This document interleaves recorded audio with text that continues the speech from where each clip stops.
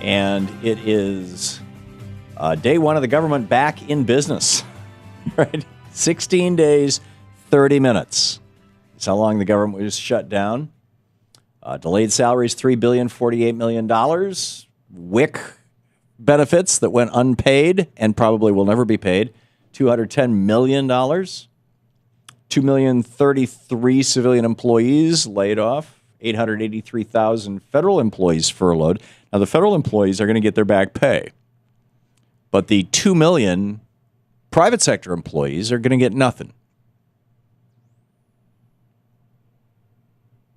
It's amazing. Rachel Maddow on her show last night put together a great graphic. There's a picture of it up over on Democratic Underground and over on, I think, Huffington Post. It's floating around the internet, and it deserves credit. I mean, I'm telling you where it came from because it's like somebody put some work into adding all this up. This is what at various times the Republicans wanted in exchange for simply keeping the government that George Washington had 3 horses shot out from under him to create. The government that James Madison ran back into the White House. Actually, his wife, Dolly, ran back into the White House as it was on fire in the War of 1812 and recovered the picture of George Washington. And James Madison became the first and only sitting president to go out and lead troops in battle. The government that Abraham Lincoln ultimately gave his life for, along with about 1,000 other Americans in the war of northern aggression, as they say down south. The government that Franklin Roosevelt helped patch back together step by step. The government that Jack Kennedy died trying to govern. The government that everybody thought was a good idea until Ronald Reagan came along and in his first inaugural address said, the government is the problem. And ever since then, there's been this small group of anti-American crazies who hate our government. Our government, that all these people over all these years, the people who fought in World War II, people who fought in World War I, the people who fought in the Civil War, at least for the North, the people who fought in the Revolutionary War, the people who fought in the War of 1812, our government that they fought to keep, and many of them died.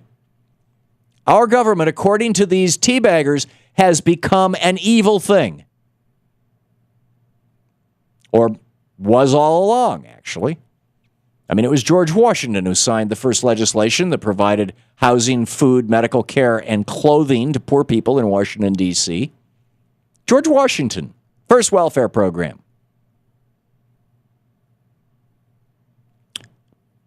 But somehow, the teabagger caucus, Tea Party caucus, excuse me. Don't mean to be casting aspersions on these people. The Tea Party caucus, they don't know that, I don't think. I don't think that they understand that these are the traditional American values. They want the government to be completely uninvolved in housing people, in feeding people, in healing people who are sick, in providing unemployment benefits for people. It was the George Washington administration that started this. Thomas Jefferson felt that the biggest accomplishment, he was, you will recall, the guy who wrote the Declaration of Independence, harassed James Madison to the point that we got the Bill of Rights. I mean, literally, go back and read their correspondence. Was the third president of the United States, the first Secretary of State, the third president of the United States. He was vice president of the United States, the second vice president of the United States, the third president of the United States. But he felt that that the thing that he did that was the most important. Now, don't tell any Tea Partiers this. It'll make their heads explode. Thomas Jefferson designed his own tombstone. You can find it. You can probably find it online without too much trouble. His original notes. He designed it. I've been there. It's there, right over at Monticello. He designed his own tombstone, and he wrote his own epitaph, his own obituary, his own, the words on his tombstone. And it says on there that he's the author of the Declaration of Independence, the author of the Virginia Declaration of Religious Liberty, as I recall. I'm doing this from memory, but it may have a slightly different name. And the founder of the University of Virginia, the first free college in the United States. He did not even want on his tombstone that he was president, not because he was ashamed of it, but because he felt that these things were more important. He birthed this country, and then he gave us our first free college. Abraham Lincoln took it a step beyond that. He said, free college is so important, and we've got a lot of federal land stolen from the Indians, but hey, we got a lot of federal land. Let's give big chunks of it to the various states. There's over 50 of them. I mean, there weren't even 50 states back then, but over 50 land-grant colleges. Let's give big chunks of land that are large enough that the college can work the land. They can mine the lumber.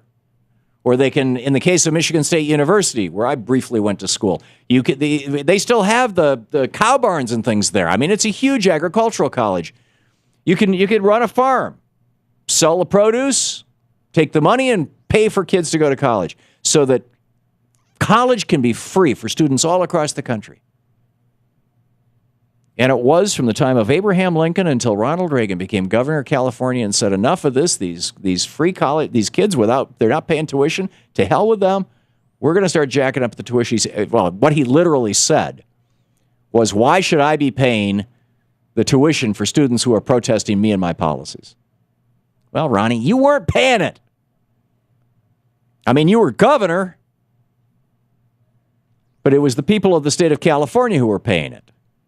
But Reagan changed that, and then when he became president, ask anybody, those of you who are under 40, ask anybody who's over 60 or over 55 what it cost to go to college back in the 60s or the 50s or the 40s. My mother went to college at Michigan State University in the late 1940s. She graduated magna cum laude. She went to college and she paid for it with a part-time job in the summer in Charlevoix, Michigan as a lifeguard and a weekend job at the Lansing Airport washing airplanes and propping planes for people. She paid for college with a part-time job. I went to college for a while. I didn't graduate, unlike my mother.